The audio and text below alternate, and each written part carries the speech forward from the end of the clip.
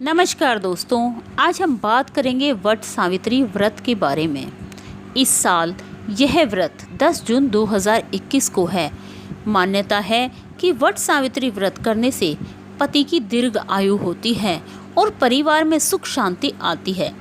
वट सावित्री व्रत में वट और सावित्री दोनों का खास महत्व माना गया है। पीपल की तरह वट या बरगद के पेड़ का भी विशेष महत्व है।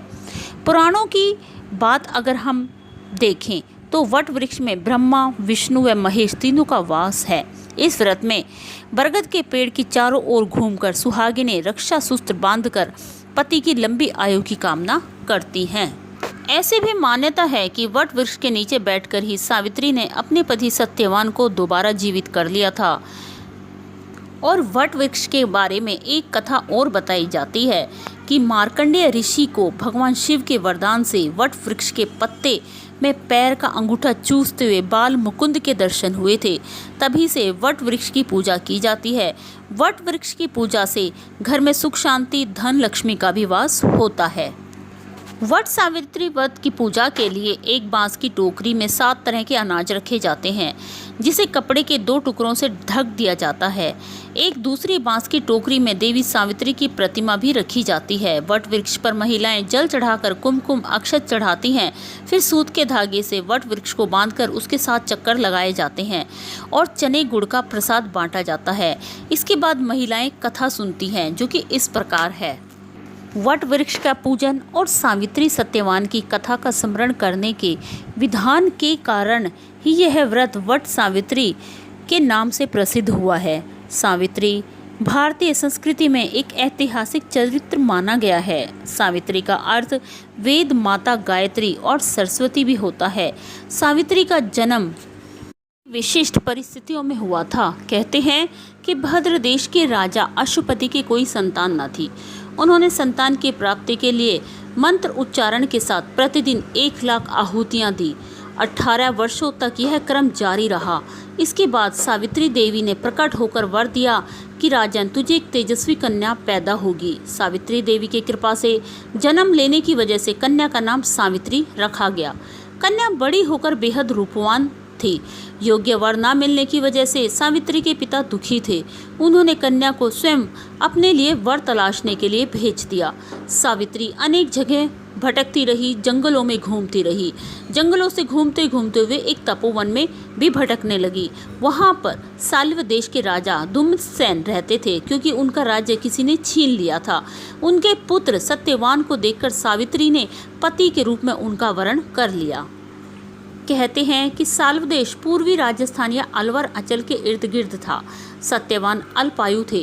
वे वेद ज्ञाता थे। नारद मुनि ने सावित्री से मिलकर सत्यवान से विवाह न करने की सलाह दी थी, परंतु सावित्री ने सत्यवान से ही विवाह करने की ठान ली थी। सावित्री का सत्यवान से विवाह हो गया। सत्यवान आत्मा प्रकृति के थे, माता पिता के भक्त एवं सुशील थे। सावित्री राजमहल छोड़कर जंगल की कुटिया में आ गई। आते ही उसने सारे वस्त्र आभूषण को त्याग कर सास ससुर और पति जैसे वलकल के वस्त्र पहन लिए। जैसे ही पहन लिए वैसे ही वह उनकी सेवा में भी जुट गई। अंधे सास ससुर की सेवा में अपना समय बिताने लगी। सत्यवान का समय निकट आ पहुंचा। सत्यवान अग्निहोत्र के लिए जंगल में लकड़ियां काटने जाया करते थे। आज सत्यवान के महाप्रयाण का दिन था। सावित्री चिंतित हो रही थी। सत्यवान कुल्हाड़ी उठाकर जंगल की तरफ लकड़ियां काटने के लिए चल पड़े। सावित्री ने भी साथ चलने के लिए अत्यंत आग्रह किया। सत्यवान की स्वीकृति पाकर और सास ससुर से आज्ञा लेकर सावित्री भी पति के साथ वन में चली गई। सत्यवान लकड़ियां काटने वृक्ष पर चढ़े, परंतु तुरंत ही उन्हें चक्कर आने लगे और वे कुल्हाड़ी फेंककर नीचे उतर आए। पति का सिर अपनी गोद में रखकर सावित्री उन्हें अपने आंचल से हवा करने लगी। थोड़ी ही देर में सावित्री ने देखा कि भैंसे पर चढ़े हुए काले रंग के सुंदर अंग वाले के हाथ में फांसी की एक डोरी लिए हुए है वह, और सूर्य के समान तेज वाले एक भयंकर देव पुरुष को देखा। उसने सत्यवान के शरीर से फांसी की डोरी में बंधे हुए अंगूठे के बराबर पुरुष को बलपूर्वक खींच लिया। सावित्री ने अत्यंत व्याकुल होकर आर्त स्वर में पूछा, हे देव, आप कौन हैं और मेरे इन हृदय धन को कहाँ ले जा रहे हैं? उस पुरुष ने उत्तर दिया, हे तपस्विनी, तुम पतिव्रता हो, अतः मैं तुम्हें बताता हूँ कि मैं यम हूँ और आज तुम्हारे पति सत्यवान की आयु क्षीण हो गई है, अतः मैं उसे बांधकर ले जा रहा हूँ। तुम्हारे सतीत्व के तेज के सामने मेरे दूत नहीं आ सके, इसलिए मैं स्वयं आया हूँ। यह कहकर यमराज दक्षिण दिशा की तरफ चल पड़े। सावित्री भी यम के पीछे पीछे जाने लगी। यम ने बहुत मना किया। सावित्री ने कहा, जहाँ मेरे पतिदेव जाते हैं वहाँ मुझे जाना ही चाहिए, ये मेरा धर्म है, यह सनातन धर्म भी है। यम बार बार मना करते रहे, परंतु सावित्री पीछे पीछे चलती रही। उसकी इस दृढ़ निष्ठा और पतिव्रता धर्म से प्रसन्न होकर यम ने उसे कहा, एक एक करके वर रूप में सावित्री के अंधे सास ससुर को आंखें दे दी, खोया हुआ राज्य दे दिया, उसके पिता को 100 पुत्र दिए और सावित्री को लौट जाने को कहा। परंतु सावित्री के प्राण तो यमराज लिए जा रहे थे, वह लौटती कैसे? यमराज ने फिर कहा कि सत्यवान को छोड़कर चाहे जो मांग ले। सावित्री ने कहा, यदि आप प्रसन्न हैं तो मुझे सत्यवान से 100 पुत्र का वर प्रदान करें। यम ने बिना सोचे ही समझे प्रसन्न मन से तथास्तु कह दिया।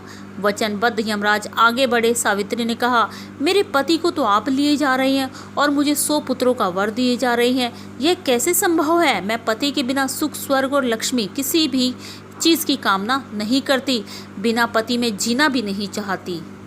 यमराज वचनबद्ध हो चुके थे, इसलिए उन्होंने सत्यवान के सूक्ष्म शरीर को पाश मुक्त करके सावित्री को लौटा दिया और सत्यवान को 400 वर्ष की नवीन आयु का वर भी प्रदान किया।